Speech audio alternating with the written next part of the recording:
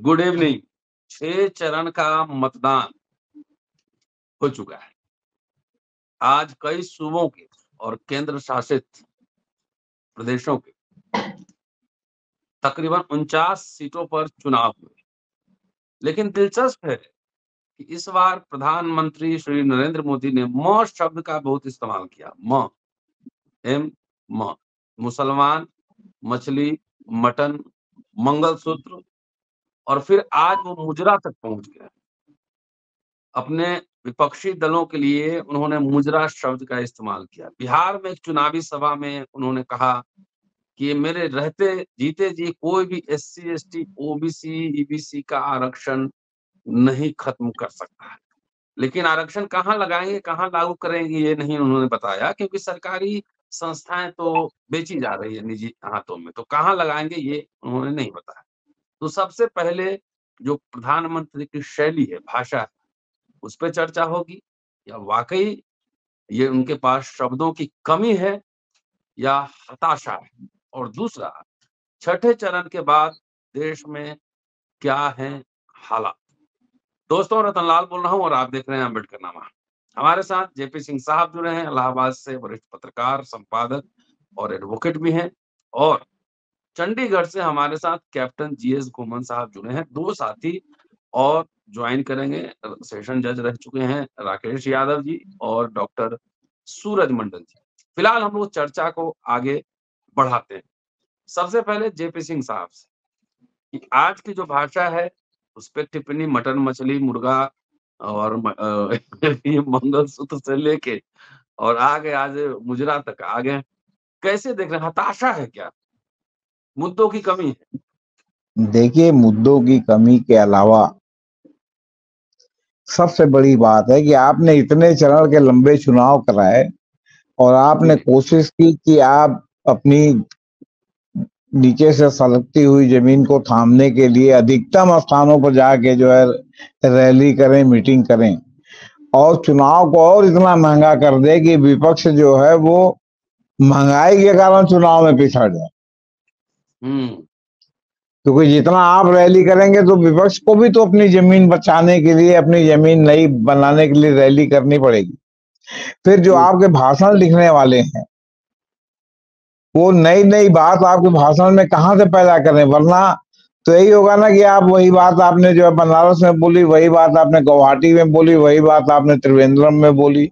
तो हर बार कुछ अलग करने के लिए कुछ न कुछ तो आपको नई नई बात करनी पड़ेगी। फिर जो आपका जो भाषण लिखने वाला है उसका कितना आईक्यू है, कितना जो है उसका जो है मानसिक स्तर है, इसके ऊपर भी निर्भर करता है कि वो क्या लिखेगा, नया नया कहाँ से लाएगा। दूसरी बात,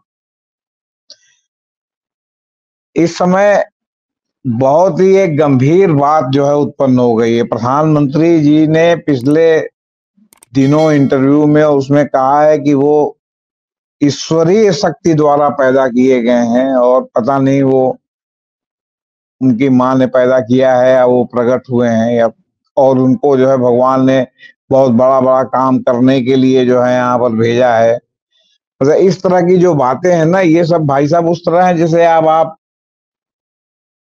अब मैं तो भाई पूर्वांचल उत्तर प्रदेश का या बिहार के पश्चिमांचल का रहने वाला हूँ। वहां इसको कहते हैं कि स्प्लिट पर्सनालिटी हो जाती है कि आदमी कभी कभी लगने लगता है कि वो भगवान उसके अंदर प्रवेश कर गए हैं। किसी को हनुमान जी प्रवेश कर जाते हैं, किसी को देवी जी प्रवेश कर जाती हैं और उस समय उस तरह का आचरण करने लगता है कि वो मतलब भगवान है या वो है। इसको मानसिक विकार में डिल्यूजन डिसऑर्डर कहा जाता है जी। तो अगर जो है प्रधानमंत्री जी हमारे स्वस्थ हैं तो बहुत बड़ी खुशी की बात है भाई। आखिर कुछ भी है, जब तक प्रधानमंत्री हैं तब तक देश के प्रधानमंत्री हैं, हमारे प्रधानमंत्री भी। लेकिन अगर प्रधानमंत्री जी ये डिल्यूजन डिसऑर्डर से ग्रस्त होकर के अगर ये सब बात कह रहे हैं तो फिर ये बहुत ही गंभीर बात है, क्योंकि फिर तो इसका जो है वो फिर इलाज होता है। इसका जो है वो कोई मतलब ये नहीं है किसी साधारण किसी जो है पुड़िया खाने से या किसी झाड़ फूंक से या उससे ठीक होता है। इसकी तो फिर मानसिक चिकित्सा होती है और लगभग ये लाइलाज टाइप का वो है। अब ये उसी तरह है जैसे हाँ, जैसे आपको अचानक लगे कि आप जो है वो टाटा बिरला से भी ऊपर हो गए, आप हेलीकॉप्टर खरीद सकते हैं। उस दौरान अगर आपको जो है 10 लाख रुपया नगद कोई दे दे, तो 3 दिन के बाद चौथे दिन हो सकता है कि आपके पास न मिले। जी, जी, जी। इतना आप बेरहमी से उसको खर्च करेंगे, क्योंकि आपको इल्यूजन है कि आप जो है क्या कहते हैं, मतलब बहुत बड़े आदमी हो, मतलब वो हो गए हैं। तो ये जो इल्यूजन की बीमारी है ना, ये बड़ी गंभीर है। तो अब उनके भाषण लिखने वालों ने उनको इल्यूजन पैदा करा दिया है, या इल्यूजन उनके भीतर से है, ये भाई सोच का विषय है। तो प्रधानमंत्री जी के जो है वो तरह तरह के बोलने पर मेरा तो ही विचार। बड़ी सिंपल सी बात है, पुराने जो हमारे बुजुर्ग कह गए ना, उनकी दो दो बातों में लाखों किताबें हो जाती हैं। जो मुझे याद आता है, बोली और बोल, बोली और बोल सिर्फ एक मात्रा का फर्क है।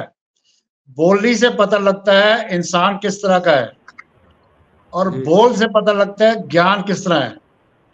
तो हमारे प्रधानमंत्री जी की बोली से, अब जैसे भाई साहब ने कहा, अभी मैं नाम नहीं पढ़ सकता, कि ये फ्रस्ट्रेशन भी है और शब्दों की कमी भी है, राधा हर चीज की कमी है, फ्रस्ट्रेशन टोटल है जी।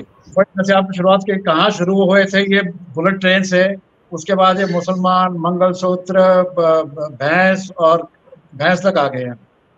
एंड आज मैं भी देख रहा था कि उसके आगे आज मुजरे तक पे आ गए हैं ये लफ्ज अगर इनके नाम, मोदी जी के नाम के अगर प्रधानमंत्री ना लिखा हो, प्रधानमंत्री का टाइटल ना हो, और इस तरह की बात को इंसान समाज में करे या अपने दोस्त यारों में, रिश्तेदारों में करे, तो मुझे लगता है वो सीधा दरवाजे का रास्ता दिखाएंगे।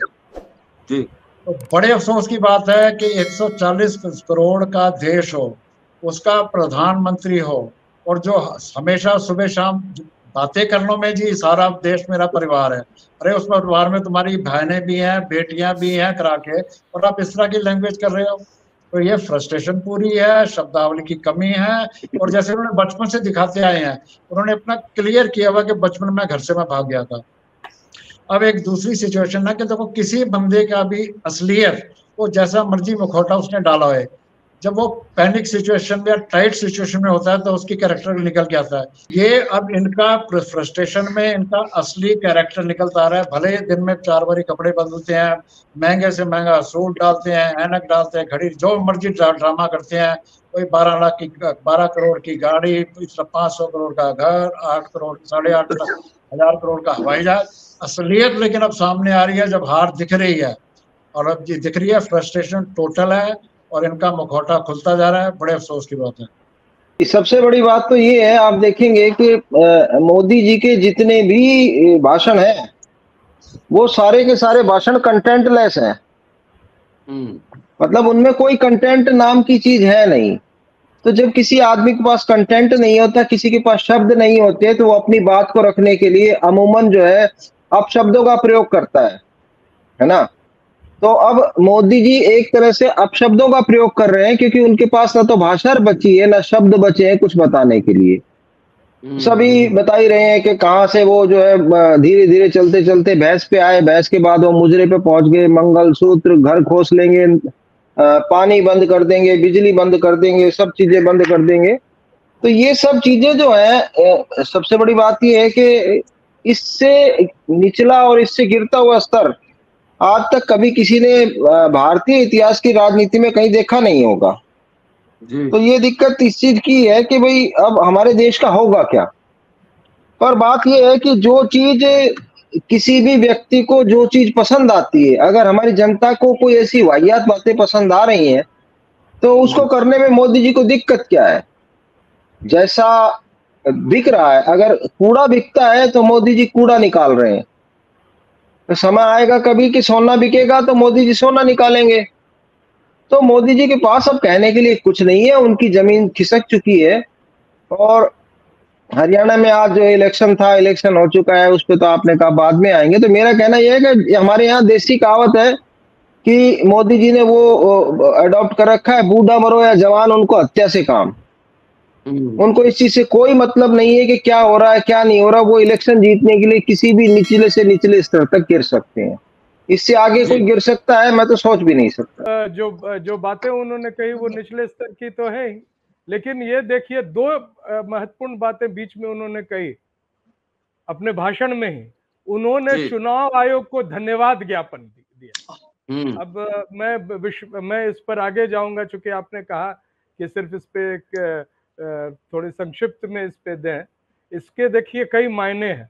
चुनाव आयोग को जिस पर पूरा देश थूक रहा है, जिसकी विश्वसनीयता आज के सभी चुनाव आयोगों से सबसे निचले स्तर पर है, उसको ये धन्यवाद क्यों दे रहे हैं आप समझ रहे होंगे। और दूसरी बात इधर ये भी है कि जो इनके भाषण है उसको ये सर ने कहा कि जो बिक रहा है उसको परोस रहा है। बिक नहीं रहा है।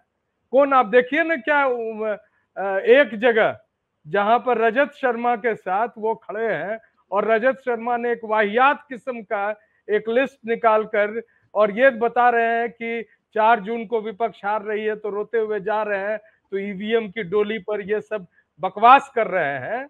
उसमें वहां जो है वो खरीदे हुए इनके लोग हैं, खरीद के ये ला रहे हैं। There is a big payment being given to people who applaud all his rubbish utterances in the public meetings. तो ये इसको ये नहीं कहा जा सकता है कि जनता इसको ले रही। जनता तो आप देखिए ना कि अखिलेश जी और राहुल जी खड़े हुए तो वो व्यवस्था ही बिगड़ गई। इतना भयानक और इतनी बड़ी तादाद में लोग पहुंच गए कि वो भाषण हो ही नहीं सका। वो एक तरह से मॉबिंग हो गया। कम से कम एक नहीं 3-4 जगह ऐसा हुआ है। तो वो है जनता का ये। और उसके बावजूद अगर कुछ परिणाम ऐसे अविश्वसनीय होते हैं तो उसके लिए वो प्रशांत किशोर को खड़ा किए हैं, लेकिन उस पर हम बाद में चर्चा करेंगे। फिलहाल मेरा ये कहना है कि इस नरेंद्र मोदी के इन शब्दों का कड़े शब्दों में मैं कम से कम निंदा करता हूं और मैं आशा करता हूं कि देश के प्रधानमंत्री अपने दायित्व और अपने जो उनका एक बड़ा ओहदा है उसके मुताबिक he will act as a prime minister, he will behave as a prime minister, not as a person just next door who is shouting rubbish. जी सर।